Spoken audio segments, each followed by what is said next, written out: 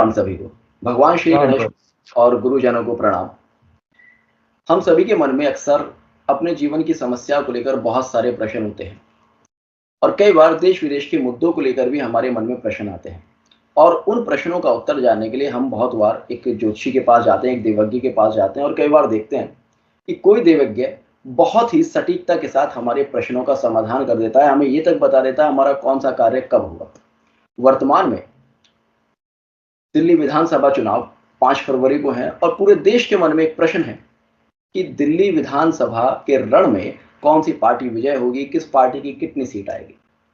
आज की इस वीडियो में मैं अपने गुरुदेव पंडित श्री आर.पी. ओझा भारद्वाज जी और गुरुदेव बी. कपिला जी, जो कि कस्पल इंटरलिंक के एक बहुत विद्वान हैं, जिन्होंने कस्पल इंटरलिंक पर बहुत ज्यादा शोध किया है, उनसे दिल्ली विधानसभा चुनाव के बारे में जानने का प्रयास करूंगा, समझने का प्रयास करूंगा और हम सब उनके माध्यम से कस्पल इंटरलिंक की बारीकियों को समझेंगे कि किस तरह से कस्पल इंटरलिंक हमारे किसी प्रश्न का उत्तर दे सकता है, किस तरह से हम जान सकते हैं कि कौन सी पार्टी चुनावी रण में विजय होगी। तो आइए स्वागत करते हैं गुरुदेव पंडित श्री आर.पी. ओझा भारद्वाज जी का और गुरुदेव बी. कपिला जी का। प्रणाम। प्रणाम नमस्ते डॉक्टर कपिला जी, प्रणाम, नमस्कार। नमस्कार जी, नमस्कार। आज अर्श गोयली ने बहुत ही एक हॉट टॉपिक, बहुत ही महत्वपूर्ण जो मुद्दा उठाया है, ज्योतिष के माध्यम से किसी घटना की पूर्व जो है अनुमान लगाना।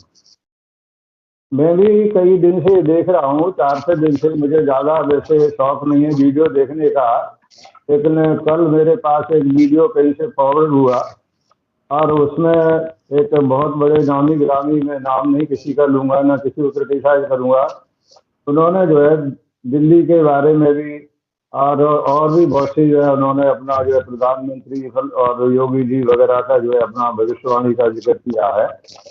मुझे भी बड़ी जो है क्यूरियोसिटी पैदा हुई, बहुत इच्छा हुई दिल से कि हम लोग इस विषय को लें, और खास तौर से क्योंकि पिछले जो वीडियो मैंने सुना उसमें किसी तरह का कोई मैथमेटिकल या कैलकुलेशन का आधार नहीं था।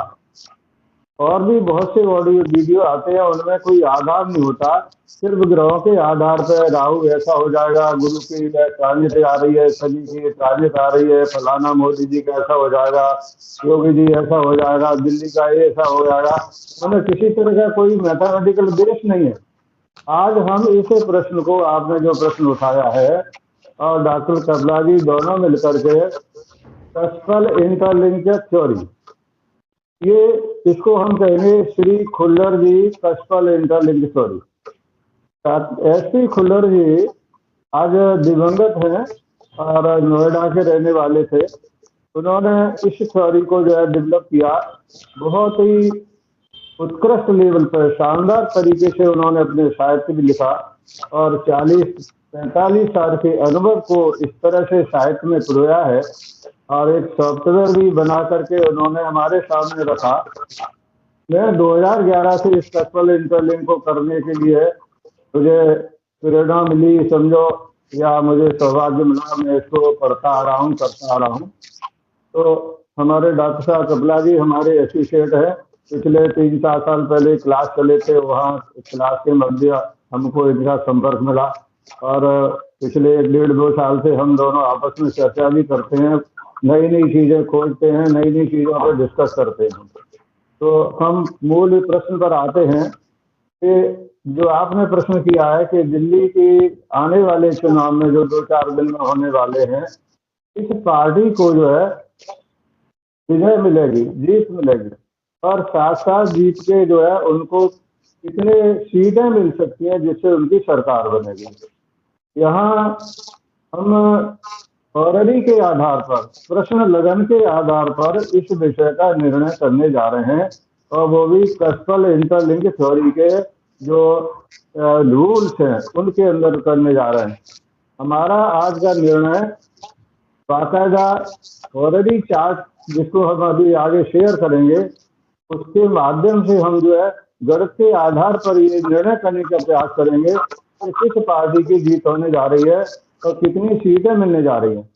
हमारा जो विश्लेषण है या हमारी जो भविष्यवाणियां हैं वो कोई भी जो है इधर उधर की बातें लगा करके राहु केतु को लेके, शनि गुरु के ट्रांजिट को लेके या ऐसा वैसा जो तमाम नियम लगा के नहीं करेंगे। हम बिल्कुल वो करेंगे जो पाई पाई का हिसाब होता है। ग्रह क्या कर रहा है और क्या करना चाहिए और क्यों करना चाहिए, हम इस सच का जो उत्तर है यहाँ इस जो है देने का प्रयास करेंगे। तो मैं समझता हूँ कि हमारे जो दर्शक हैं, हमारे जो विद्वान हैं ज्योतिष के, इस वीडियो के माध्यम से और हमारे कस्पल इंटरलिंक थ्योरी जो श्री खुल्लर जी द्वारा प्रतिपादित है उसको भी समझने की कोशिश करेंगे। थ्योरी के माध्यम से मैं अपना अनुभव आपको बताने जा रहा हूँ। 2011 में जो क्रिकेट मैच हुए, वर्ल्ड कप जो क्रिकेट मैच हुए, उनको मैंने 2 दिन पहले एनालिसिस किया, 3 दिन पहले एनालिसिस किया। क्रिकेट के विषय में मुझे कोई अनुभव नहीं था, फिर भी मेरे जो है 80-85% क्रिकेट के रिजल्ट जो है वो अब बिल्कुल सटीक आए। एक आर्टिकल मैंने आपको जो भेजा भी था, शायद आपने उसको पढ़ा हो, तो मुझे पूरा विश्वास है, यकीन है कि हमारी कस्पर इंटरलिंक जो हॉररी के माध्यम से रिजल्ट देती है बहुत सटीक देती है। Thank you. गुरुजी, मैं यहाँ पर आपसे एक प्रश्न करना चाहूंगा। जैसे कि आपने कहा कि हम प्रश्न कुंडली के माध्यम से, हॉररी चार्ट के माध्यम से ये बताने का प्रयास करेंगे कि दिल्ली विधानसभा चुनाव का परिणाम क्या होगा। सामान्यतः हम देखते हैं कि जब भी हम राजनीतिक मुद्दों पर बात करते हैं, बहुत सारी वीडियोस हम देखते हैं, तो उनमें अक्सर लोग राजनेताओं की कुंडली देते हैं या भारत की कुंडली लेते हैं। और आपने कहा कि आप ये जो एनालिसिस करेंगे शुद्ध तौर से प्रश्न कुंडली के माध्यम से करेंगे। तो राजनेताओं की कुंडली लेने या फिर देश की कुंडली लेने की अपेक्षा आपने प्रश्न कुंडली को महत्वता क्यों दी? देखिए, अन्य विधाओं में भी रिजल्ट लाने के बहुत से जो है नियम प्रतिपादित हैं, हमारे एंशियंट जो है किताबों में भी है और जो नए विद्वान हैं उनके द्वारा भी जो ग्रंथ लिखे हैं उनके द्वारा भी है। लेकिन प्रश्न कुंडली की जो बात आई वो भी कस्पल इंटरलिंक की बात आती है। तो सबसे पहले हम वैदिक में थोड़ा सा आपको जो है ले जाते हैं कि वैदिक में भी प्रश्न कुंडली का विचार किया गया है। और आप नाड़ी के बहुत बड़े विद्वान हैं, नाड़ी के इसमें भी कहीं हम जगह पढ़ा है कि यदि हम किसी हॉरोस्कोप को, किसी जातक की कुंडली को एनालिसिस करने जा रहे हैं तो वो पहले प्रश्न कुंडली नाड़ी विद्वान भी बनाते थे और दोनों को टैली करते थे। इसका मतलब प्रश्न कुंडली का बहुत बड़ा महत्व है। अब बात आपने प्रश्न उठाया कि दूसरे लोग जो है अपने अपने तरीके से करते हैं। बिल्कुल दूसरे लोग अपने करते हैं, उनका अपना तजुर्बा, उनका अपना जो है इसमें हुनर है, परंतु उनके पास कोई आधार नहीं है। आधार जो है ज्योतिष का गणित है। उन्हें गणित, देखिए किसी प्रधानमंत्री कुंडली ले ली, भारत की कुंडली ले ली या किसी जो है पॉलिटिशियन की कुंडली ले ली। जहाँ तक भारत की कुंडली का सवाल है, भारत का कोई नया जन्म थोड़ा हुआ है, भारत तो प्राचीन काल से चला रहा है।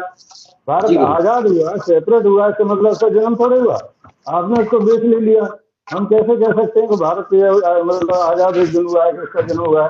तो खैर उनका अपना विचार है, हम इसका जो है कंट्रोवर्सी में नहीं पढ़ना चाहते। हाँ, अब प्रश्न कुंडल की बात करते हैं। जब ज्योतिष में कोई समाधान नहीं होता, किसी का हॉरोस्कोप हमारे पास सही नहीं होता, तब प्रश्न कुंडली एक ऐसा जो है माध्यम है कि हम उससे सटीक से सटीक जो है विश्लेषण करने की स्थिति में आते हैं। अब हॉररी जहाँ तक जो है कस्पल इंटरलिंक की बात चल रही है, तो हम इसमें थोड़ा सा जो है पूज्य गुरुदेव जो कृष्णामूर्ति जी थे, काफी साउथ दक्षिण भारत के काफी पूजनीय हैं, उन्होंने जो है इसको सबलॉट थ्योरी बनाया। उन्होंने नक्षत्र का डिवीजन करके विंशोत्तरी दशा के जो अनुपात में उन्होंने 9 टुकड़े किए, जबकि हमारे वैदिक में नवांश के 9 टुकड़े राशि के करते हैं, उन्होंने नक्षत्र के किए और विंशोत्तरी दशा के प्रोपोर्शनेट किए, समानुपात करके सबलॉट थ्योरी डेवलप की थी उन्होंने। बड़े अच्छे रिजल्ट आए, उन्होंने बड़े अच्छे रिजल्ट दिए इसको, इसके आधार पर हॉररी में बहुत अच्छे रिजल्ट दिए, नेटल चार्ट में भी दिए। इसी जो है क्रम में सबलॉट थ्योरी के बाद जो है हमारे आदरणीय खुल्लर साहब ने सबलॉट थ्योरी को आगे बढ़ाया। सबलॉट के टुकड़े करने के बाद, 9 टुकड़े करने के बाद भी सबलॉट बने, वो सब आया। और ये कंसेप्ट इसलिए वो लाए कि एक ग्रह का जो दशा वर्ष है, जैसे शुक्र का सबसे बड़ा दशा वर्ष होता है, तो 2-2.5 मिनट का अंतर पड़ता है उसमें जो है, तो 2-2.5 मिनट में आज चाइल्ड बर्थ बहुत फास्ट हो रही है। अब जो है विज्ञान इतना बढ़ गया है, मेडिकल साइंस इतना बढ़ गया है कि हम 2 मिनट में तो 10-20 बच्चों के डॉक्टर लोग जन्म कर देते हैं। अभी मैं आपको एक थोड़ी सी बीच में जो है बात को रखना चाहूंगा। मेरे मित्र हैं यहाँ पर जो है मिश्रा जी, वो एयरफोर्स से रिटायर हुए हैं। वो बता रहे थे अपनी पुरानी बात कि उनका बच्चा जब पैदा हुआ था तो उसी हॉस्पिटल में जितनी डिलीवरी हो रही थी एक ही साथ लिटा के सबकी एट ए टाइम डिलीवरी की गई। ये तो मैं पहली बार आश्चर्यचकित हुआ कि ऐसा कैसे हो सकता है। तो क्योंकि ऐसा जब पहले हो चुका है तो आज तो बहुत कुछ एडवांस हो चुका है। मतलब जो है कि 2-2.5 मिनट 3 मिनट के 4 मिनट के अंतर में बहुत सारे रिजल्ट हमारे जो है बदल जाएंगे। इसलिए खुल्लर साहब ने सर्सोलॉजी थ्योरी को जो है डेवलप किया। और कस्पल इंटरलिंक को क्यों किया? कस्पल इंटरलिंक क्या होती है? कस्पल इंटरलिंक को एक्चुअल में जिस तरह से हम मोटे तौर पर वैदिक में कहते हैं कि एक भाव का एक भाव से क्या रिलेशन है, एक ग्रह का एक ग्रह से क्या रिलेशन है, ऐसे ही जो लगन बनती है उस लगन के आधार पर 12 भाव बनाए जाते हैं, उनको हम कष्ट कहते हैं। और उस कष्ट में ग्रहों के जो पोजीशन आती है राशि से लेकर के नक्षत्र से लेकर के सब लॉर्ड से लेकर सब लॉर्ड से लेके, और हम तो आज तक पुराना लॉर्ड पे हम जाने का प्रयास कर रहे हैं और करते रहते हैं। तो उनका जो डिवीजन आते हैं राशि और नक्षत्र और सब लॉर्ड के, हर एक कक्ष में अलग अलग ग्रहों के डिवीजन बनते हैं, उनकी स्थिति बनती है, उनके आपस में रिलेशन क्या बनते हैं, एक भाव से दूसरे भाव का रिलेशन क्या बनता है, एक भाव के सब लॉर्ड का या सब लॉर्ड का या नक्षत्र लॉर्ड का साइन लॉर्ड का दूसरे भाव पे क्या असर पड़ता है। ये बहुत ही माइनर लेवल पर माइक्रो लेवल पर हम एनालिसिस करने का प्रयास करते हैं। हमारे सिस्टम में कोई राहु केतु का, शनि का, बकरी का, इस तरह का किसी तरह का अस्त का या फलाने का हम कोई निर्णय नहीं करते।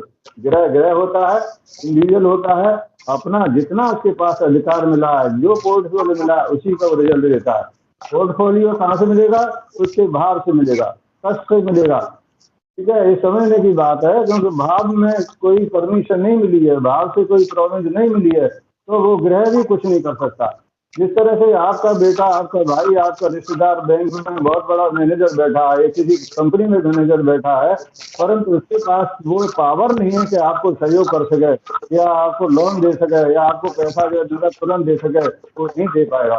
तो यही जो है कस्पल इंटरलिंक कहती है कि जब तक किसी भाव का, किसी कष्ट का प्रॉमिस नहीं है, ग्रह को वो जो अधिकार नहीं दिया गया है, जो पावर नहीं मिले हैं उस भाव के द्वारा, उसे हम कहते हैं सिग्निफिकेटर। जी, ठीक है, तो कारकत्व जो नहीं मिला है तब वो कुछ नहीं कर पाएगा ना, उसकी दशा निकल जाएगी, उसकी गोचर निकल जाएगा, सब कुछ निकल जाएगा, वो नहीं कर पाएगा। तो हमारे पास आज जो आपका मुद्दा है, हम कृष्ण कुंडली को इसीलिए लेके चलते हैं कि आपने देखा हो कि कभी कभी जैसे क्रिकेट के मैच होते हैं, दो पहलवानों के बीच में झगड़ा, मतलब जो डिस्प्यूट होता है, मल्लयुद्ध होता है, पहलवान लड़ते हैं, खेलों में होता है, तो आखिरकार हम क्या 12 के 12 जो प्लेयर हैं उनकी कुंडली काट के देखेंगे? क्या हम 2 पहलवान लड़ रहे हैं, 4 लड़ रहे हैं, उनकी कुंडलियां अलग अलग देखेंगे? क्या राजनीति में आज दिल्ली में सपोज करो जो है 70 जो है मेंबर खड़े हुए हैं, 70 मेंबर की कुंडली देखने प्रयास करेंगे? करते हैं लोग, कर रहे होंगे। हर एक आदमी की जो कंटेस्ट कर रहा है, जो मतलब वहाँ जो है खड़ा हुआ है जीतने के लिए, वो अपनी कुंडली दिखा रहा होगा, बिल्कुल ठीक है। परंतु यहाँ आपने बात रखी है कि मतलब वहाँ दिल्ली में किसकी सरकार बनेगी? ठीक है, सरकार में हम मोटे तौर पर देश काल परिस्थिति में ये देख रहे हैं कि वहाँ बीजेपी का काफी बोलबाला है, केंद्र में बीजेपी की सरकार है कि बहुत बड़ी मजबूत पार्टी सामने आ सकती है। आप जो है केजरीवाल की पार्टी है, बहुत पहले 10 वर्षों से जमी हुई है, तो 2 पार्टियों के बीच में ज्यादा टक्कर है, कांग्रेस भी है, कुछ वैसे दल भी होंगे जो खड़े होंगे। तो हम इस प्रश्न का हल कैसे निकालें? क्या हम अलग अलग कुंडली बनाए? नहीं, हम प्रश्न कुंडली के माध्यम से किसी एक को लगन चुन करके हम इसका निर्णय करते हैं और कर सकते हैं। जैसे एक माने आपने कहा कि जो हम जो है बीजेपी की तरफ जो अपना वो लेते हैं कि हमारा पार्टी बीजेपी है, तो बीजेपी जीतेगी या केजरीवाल की पार्टी आप जीतेगी या अन्य जीतेंगे, तो एक पर्टिकुलर जो जिसको भी आप चुनेंगे वो लगन बनेगी, असाइनमेंट बनेगी। ठीक है, अब इनकी कुंडली तो हमारे पास है भी, तो प्रश्न कुंडली के 2 आधार, एक होता है कि हम तत्काल निर्णय करने बैठ जाएं और तत्काल के टाइम से और उस जगह पर जहाँ बैठे हैं वहां से हम प्रश्न कुंडली बनाए। परंतु हमारे इसमें सरलॉर्ड सरफल्द सॉरी ने जो डिवीजन किए हैं, जैसे आपका केपी में 249 डिवीजन किए थे, हमने 2183 डिवीजन किए, तो हम इन नंबरों के आधार पर लगन का निर्माण करते हैं। और वो पहले से ये चूंकि कैलकुलेट किया हुआ है तो वही लगन बनती है, उसी के आधार पर कष्ट बनते हैं। और जब निर्णय करने जाते हैं, जिस दिन निर्णय करने जाते हैं, जिस समय निर्णय करने जाते हैं, जिस स्थान पर निर्णय करने जाते हैं, उन सबको ध्यान में रखते हुए प्रश्न कुंडली बनाते हैं। और उस प्रश्न कुंडली में लगन हम उसको मानते हैं जिसमें हमारा प्रश्नकर्ता जो है उसको ऑप्ट करे, उसको जो है पहले प्राथमिकता दे। या ज्योतिषी जो है खुद कर रहा है, वॉलंटरी स्वयं अपने विवेक से कर रहा है, तो वो चाहता है कि मैं इस पार्टी का जो है फेवर करता हूँ, तो वो उसको लगन बना ले। ये हमारे पास आधार होता है। अर्थात हम कह सकते हैं कि कस्पल इंटरलिंक थ्योरी एक ऐसी विद्या है जिसके माध्यम से हम 1 घंटे के अंदर अगर 100 बच्चे जन्म लेते हैं तो 100 के 100 के लिए हम कुछ जैसे कि वैदिक ज्योतिष में करते हैं कि 2 घंटे का एक लग्न होता है। तो 2 घंटे का एक लग्न है तो सामान्यतः भाई अब क्योंकि लग्न का लेना है तो 2 घंटे तक लग्न नहीं बदलता। तो सब लॉर्ड में जैसे कि आपने कहा कि कुछ सेकंड्स में ही ग्रहों का सब लॉर्ड चेंज हो जाता है। तो बच्चे का जन्म एग्जैक्ट किस टाइम पर हुआ है उस टाइम के आधार पर सब लॉर्ड के आधार पर हम बिल्कुल बच्चे की डेस्टिनी के बारे में जान सकते हैं। हम यहाँ पर जो चार्ट बनाते हैं वो इस तरह का नहीं होता कि जो एक ज्योतिष में है, जो लोग अक्सर देखते हैं हम जो ज्योतिष में बहुत ज्यादा विश्वास नहीं करते, कुतर्क करते हैं, तो वो अक्सर कहते हैं कि भाई क्या 2 घंटे में जन्म लेने वाले सभी बच्चों का भाग्य एक जैसा होगा। तो हम कह सकते हैं कि कस्पल इंटरलिंक थ्योरी एक ऐसी थ्योरी है जो कि हमें इस बात का सटीकता के साथ जवाब देती है कि 2 घंटे में जन्म लेने वाले 2 लाख बच्चों के भाग्य में किस प्रकार से अंतर आएगा, क्योंकि कुछ ही सेकंड में उनके सब लॉर्ड चेंज हो जाते हैं। दूसरा जो समझ पाया, आपने कहा कि हम प्रश्न कुंडली इसलिए लगाते हैं और प्रश्न कुंडली की सटीकता इसलिए भी है क्योंकि हमारे पास सभी पार्टीज के जो सीएम पद के लिए उम्मीदवार हैं या जो कैंडिडेट्स हैं उनके डाटा हमारे पास उपलब्ध नहीं है और ऐसे में सबके डाटा कलेक्ट करके उनका एनालिसिस करना पॉसिबल है भी नहीं। तो यहाँ पर क्योंकि हमें ये पता है कि दिल्ली विधानसभा इलेक्शन में 2 मुख्य पार्टी हैं, जो कि एक आम आदमी पार्टी और एक भारतीय जनता पार्टी, दोनों में से कोई एक पार्टी ही मेजॉरिटी में आएगी और वहां दिल्ली में सीएम पद हासिल करेगी। तो यहाँ पर हम एक प्रश्न कुंडली के माध्यम से ये जान सकते हैं कि इन दोनों में से कौन सी पार्टी सत्ता में आएगी और कौन सी पार्टी कितनी सीट प्राप्त करेगी। क्या मैं सही समझ रहा हूँ?